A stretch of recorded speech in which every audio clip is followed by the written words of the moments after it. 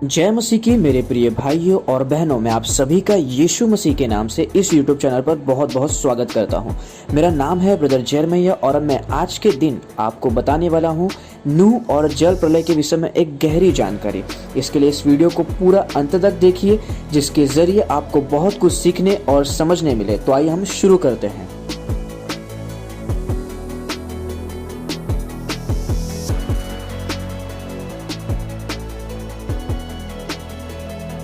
यदि आप इस चैनल पर नए हैं तो आप इस चैनल को सब्सक्राइब कीजिए, लाइक कीजिए और शेयर कीजिए कि बाइबल की जानकारी आपको जल्दी से जल्दी मिल सके। प्रिय भाइयों और बहनों, आप सभी नूह के विषय में और जल प्रलय के विषय में उत्पत्ति की पुस्तक 6 अध्याय से 9 अध्याय के अंदर पढ़ सकते हैं। प्रिय भाइयों और बहनों, मैं आपको सबसे पहले बताऊंगा कि नूह के समय में जल प्रलय पृथ्वी पर क्यों हुआ। इसके लिए हम उत्पत्ति की पुस्तक 6 अध्याय 5 से लेकर 7 तक में पढ़ सकते हैं कि यहोवा ने देखा कि मनुष्यों की बुराई पृथ्वी पर बढ़ गई है और उनके मन के विचार में जो कुछ उत्पन्न होता है वह निरंतर बुरा ही होता है। और यहोवा पृथ्वी पर मनुष्य को बनाने से पछताया और वह मन में अति खेदित हुआ। तब यहोवा ने कहा, मैं मनुष्य को जिसकी मैंने सृष्टि की है पृथ्वी के ऊपर से मिटा दूंगा। क्या मनुष्य, क्या पशु, क्या रेंगने वाले जंतु, क्या आकाश के पक्षी, सबको मिटा दूंगा, क्योंकि मैं उनके बनाने से पछताता हूँ। उत्पत्ति की पुस्तक 6 अध्याय 12 में भी लिखा है कि परमेश्वर ने पृथ्वी पर जो दृष्टि की तो क्या देखा कि वह बिगड़ी हुई है, क्योंकि सब प्राणियों ने पृथ्वी पर अपना अपना चाल चलन बिगाड़ लिया था। इसी कारण से नूह के समय में जल प्रलय पृथ्वी पर आया था। अब हम देखते हैं कि परमेश्वर ने नूह को ही क्यों चुना अपने इस काम के लिए, यानी जहाज को बनाने के लिए। उत्पत्ति की पुस्तक 6 अध्याय 9 वचन में आप पढ़ सकते हैं, नूह की वंशावली यह है, नूह धर्मी पुरुष और अपने समय के लोगों में खरा था और नूह परमेश्वर ही के साथ साथ चलता रहा। इसी के साथ उत्पत्ति 7 अध्याय 1 वचन में भी आप पढ़ सकते हैं कि यहोवा ने उस समय के लोगों में सिर्फ नूह को ही अपनी दृष्टि में धर्मी पाया।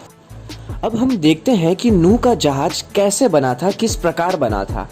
उत्पत्ति की पुस्तक 6 अध्याय 14 से लेकर 16 तक में आप पढ़ सकते हैं कि परमेश्वर ने नूह से कहा था कि जहाज गोपेर वृक्ष की लकड़ी का बनाया जाए। उसी के साथ जहाज में कोठरिया बनाया जाए, यानी कि रूम बनाया जाए। उसी के साथ में भीतर और बाहर राल लगाया जाए, यानी कि जो डामर जिससे पानी को रोका जाता है। उसी के साथ जहाज की लंबाई 300 हाथ यानी कि 450 फीट, चौड़ाई 50 हाथ यानी कि 75 फीट और ऊंचाई 30 हाथ यानी कि 45 फीट। जहाज में एक खिड़की भी बनाया गया, उसके एक हाथ ऊपर छत भी बनाया गया और एक द्वार भी बनाया गया।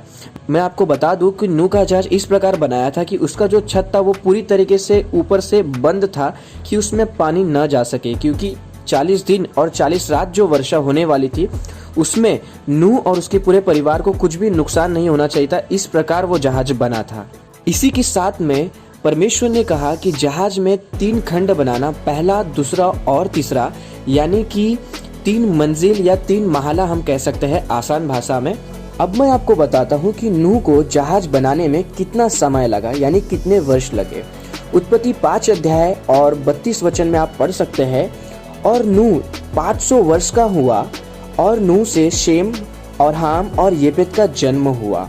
इसके बाद उत्पत्ति 6 अध्याय 18 वचन में आप पढ़ सकते हैं कि यहोवा ने नूह से कहा, तू अपने पुत्रों, स्त्री और बहुओं समेत जहाज में प्रवेश करना।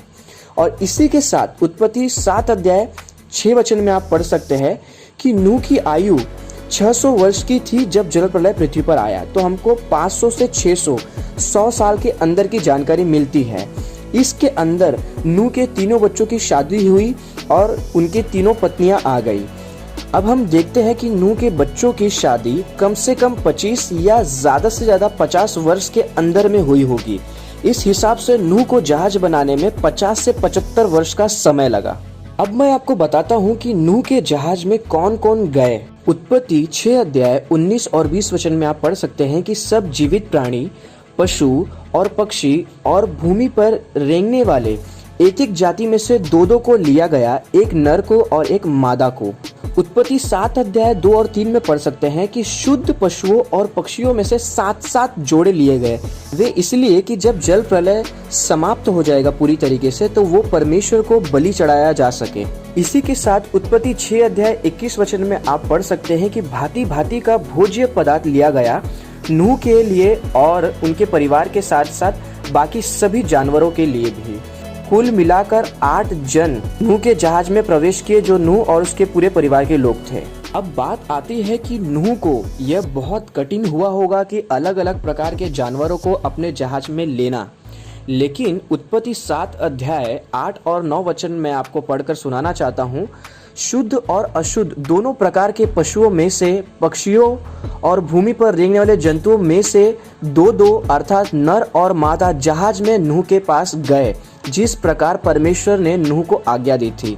सभी प्रकार के शुद्ध और अशुद्ध पशु, पक्षी और भूमि पर रेंगने वाले जंतु खुद ही से नूह के पास आए। नूह को नहीं जाना पड़ा किसी को भी अपने पास जहाज में ले आने के लिए। अब मैं आपको बताता हूँ कि नूह और उसके परिवार जहाज में कितने समय रहे। तो उत्पत्ति की पुस्तक 7 अध्याय 7 वचन में लिखा है कि नूह अपने परिवार के साथ जहाज में गया, और 7 अध्याय के 10 वचन में लिखा है कि 7 दिन के बाद प्रलय का जल पृथ्वी पर आने लगा।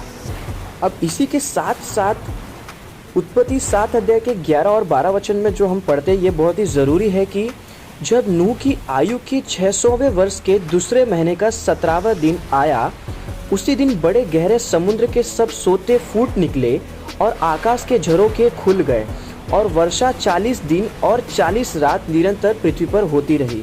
जब नूह 600 साल 2 महीने और 17 दिन का था, तब से 40 दिन और 40 रात की बारिश शुरू हुई। और इसका अब अंत कहाँ होता है वो मैं आपको बताता हूँ।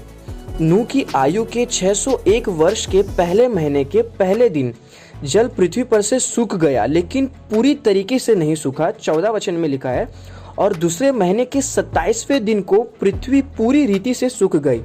इसके बाद परमेश्वर ने नूह और उसके परिवार को जहाज से बाहर आने के लिए कहा। यानी जो वचन मैंने आपको अभी बताया, उसके अनुसार नूह और उसके परिवार जहाज में 1 साल 17 दिन तक थे। अब मैं आपको बताता हूँ कि नूह और उसके परिवार जब जहाज से बाहर आए, तब उन्होंने जो 7 जोड़े पशुओं और पक्षियों के लिए थे, उनमें से कुछ को लेकर परमेश्वर के लिए होम बलि को चढ़ाया।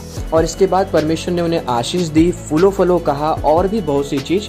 और जो सबसे ज़रूरी चीज़ है वो मैं आपको बताता हूँ उत्पत्ति 9 अध्याय के 13 वचन में, कि मैंने बादल में अपना धनुष रखा है, वह मेरे और पृथ्वी के बीच में वाचा का चिन्ह होगा। तो यह बादल में धनुष है, इसे आज के समय में इंद्र धनुष कहते हैं, जो बाइबल कहती है बादल में धनुष या बादल में रखा हुआ धनुष, जिसे इंग्लिश में रेनबो भी कहते हैं।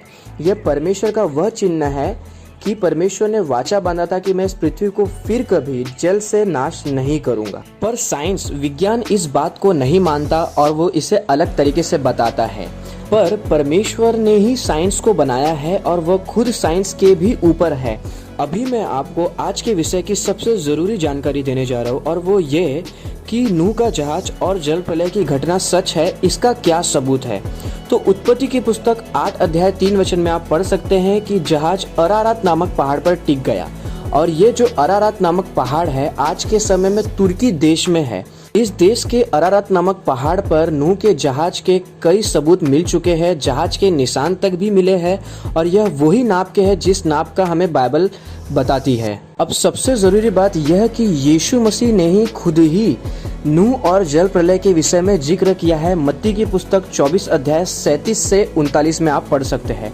और उनके विषय में मैं आपको एक बात बता दूं, पहला शमूएल 15 अध्याय 29 वचन में इस प्रकार लिखा है कि और जो इज़राइल का बुलबुल है, वह न तो झूठ बोलता और न पछताता है, क्योंकि वह मनुष्य नहीं की पछता है। जी हाँ मेरे प्रिय भाई बहनों, यीशु मसीह जो जीवित परमेश्वर है, उन्होंने ही नूह और जल प्रलय के विषय में बता दिया है। तो ये घटना 100% सच ही है। तो मैं आशा करता हूँ कि आज की जानकारी से आपको सीखने और समझने ज़रूर मिला होगा। हम मिलेंगे एक और नए वीडियो के साथ में। प्रभु आप सभी को बहुत आशीष करे।